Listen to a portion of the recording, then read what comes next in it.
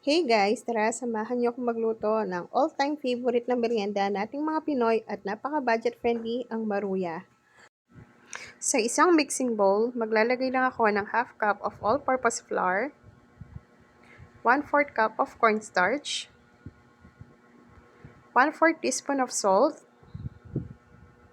1 teaspoon of baking powder, as well as 1/2 cup of water. So, paghahaluin ko lang ang mga yan para ma-well combine yung mga ingredients na nilagay ko hanggang maging ganito yung consistency. Pagkatapos, ilalagay ko na ang aking mga saging saba. Iko-coat ko lang ang aking saba sa ginawa kong mixture. Then, piprituhin ko na siya.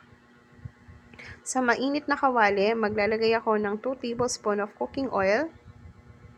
At saka ko na ilalagay ang aking saba na kinoat ko dun sa mixture na ginawa ko kanina. Lulutuin ko yan hanggang maging light brown or brown yung aking saging. So, it's up to you kung gusto nyo yung medyo brown pa dito. Kung napansin nyo, hindi ako naglagay ng sugar kasi matamis na yung saging ko, pero magtatap ako ng 1 tablespoon of brown sugar on top. So, presenting ang aking maruya na napaka-crispy at napakasarap. Thank you for watching! Bye!